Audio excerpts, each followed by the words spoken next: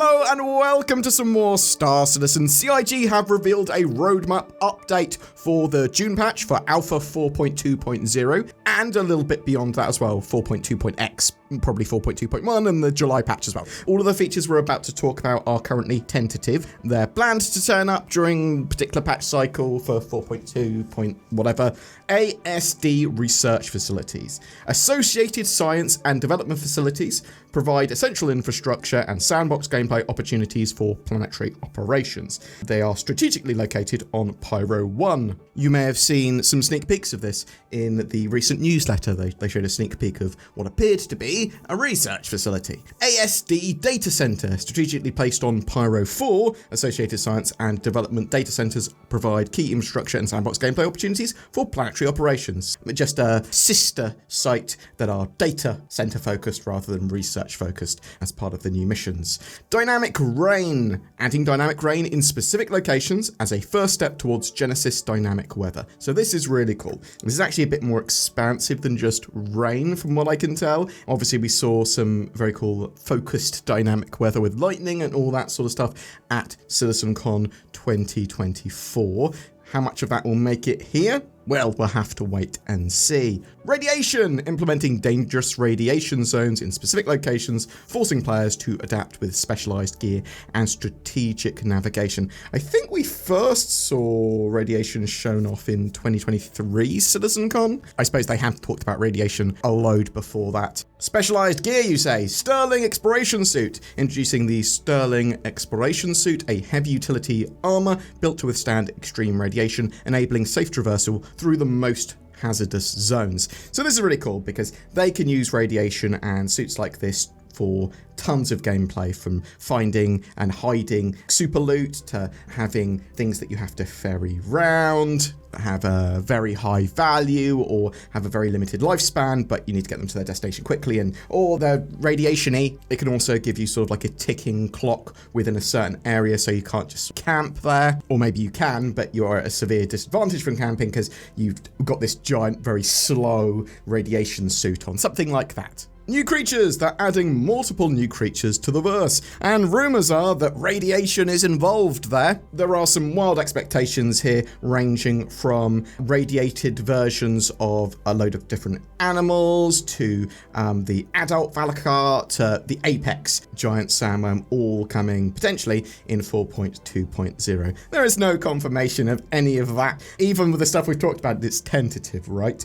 Sandbox activity, adding a sandbox activity utilizing new gameplay mechanics and vehicles to tell new stories in the verse. Sounds like there's going to be new vehicles and that sort of stuff as well. And one of those new vehicles, well, it's a mech. It's the Argo Atlas ICTI. I believe it is a Xi'an word. It is a versatile new combat vehicle developed for upcoming challenges, ready to prove its value in the upcoming new sandbox activity. These might have radiation or other environmental protections. We've seen these potentially at Wickelos before, but we've also seen some what I deem better looking ones in the Starlance Attack trailer. I'm hoping we get some cool looking ones that are relatively armored that make sense to be combat suits. I think my worry is that they're really derpy civilian augmented ATLSs, but we'll have to wait and see. I'm not sure if I like the name. I was hoping it was going to be called the Prometheus. Oh, now I want flamethrowers. Oh no.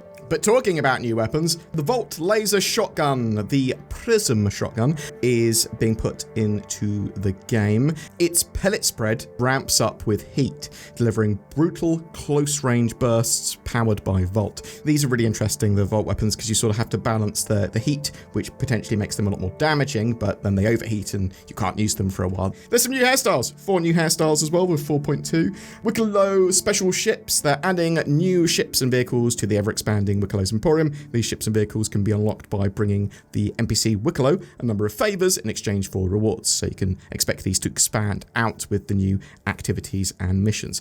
With that in mind, I just want to talk about the special ships from Wickelos in 4.1.1. The Emporium there had the Starlancer Mechs, the Saber Firebird and Peregrine, the Zeus ES and CL, the Crusader Intrepid, and they all are supposed to have top-grade components. However, they currently have stock modules. This is going to be fixed in 4.2.0. So that's going to be a way of getting those military components, and assumedly they'll be updated with them. We'll have to wait and see. But it also looks like they keep on adding stuff to Wickelos for the most part rather than taking stuff away. That might not always be the case, and I think they're going to expand Wickelos out to quite a degree. There's also a section for Alpha 4.2.x. Some of the stuff could be ready for the initial 4.2 launch. Rest is probably going to be for July for 4.2.1. New global event, 4.2.x. Adding a global cross-shard event that builds on collaboration and competition, scheduled to come out in the 4.2.x patch. Interestingly as well, the progress tracker is tracking work for that ending mid-July. Cross shards, interesting, right? But that could just mean that they track how many people do or complete a particular mission, right? How many people did this versus that? Is it org-based? Is it going to be sandworm raids? There's a load of cool stuff you could potentially do here, but it might just be, did you support this side or that side? Are you working for the evil science company that's trying to make a load of profit? Or are you working for the good of the UEE? Something like that. New space combat mission, Defend, adding a collection of missions tasking citizens to defend various places against attackers. This is scheduled to come out in 4.2.x. Now, I want this fully developed for ground, combined arms and space, and I think we'll get there. I'm really looking forward to NPCs using things like vehicles and the Atlas combat suits, stuff like that as well. I think that can make missions really, really, really interesting, right?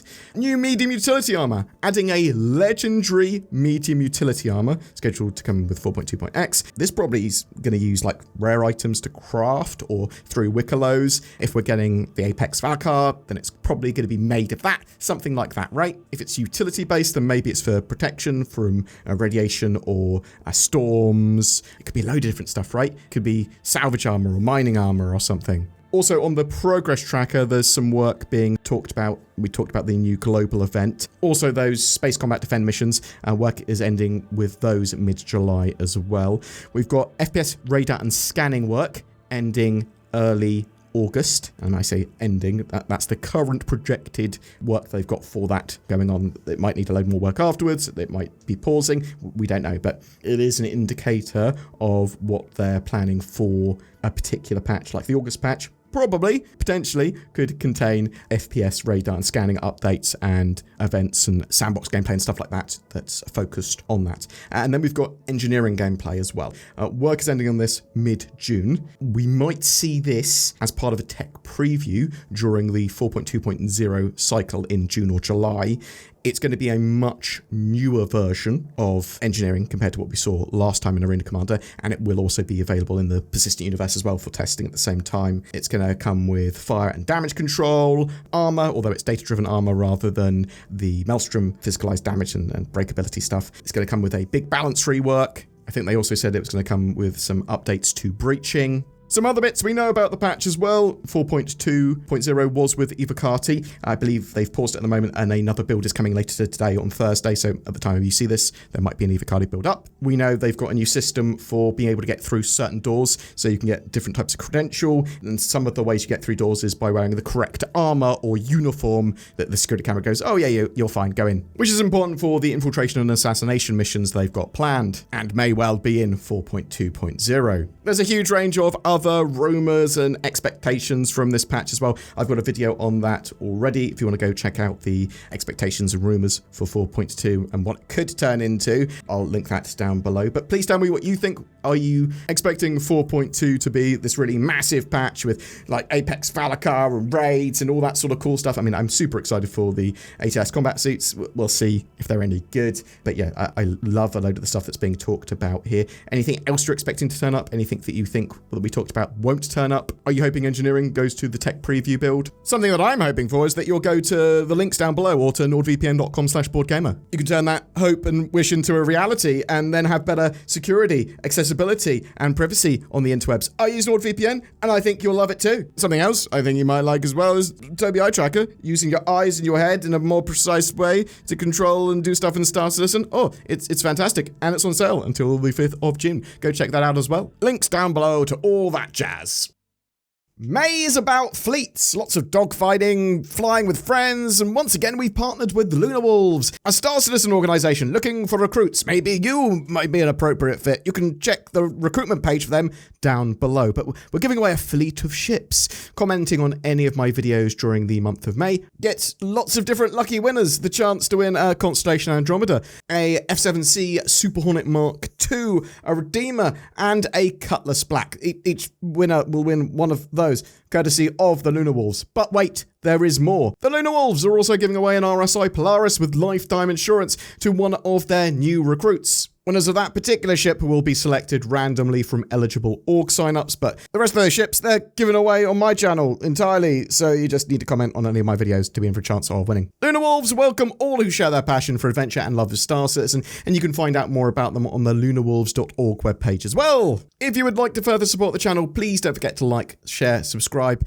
comment, all that sort of good stuff. We've got join buttons under videos that help support the channel as well. You get some exclusive videos that are going out now. They've got Patreon, which basically does the same. We make daily Star Citizen content here, and that's partly due to the people that go the extra mile and help out the channel. I hope you have a fantastic May, a fantastic Fleet Week, and a great Star Citizen Alpha 4.1.1 experience.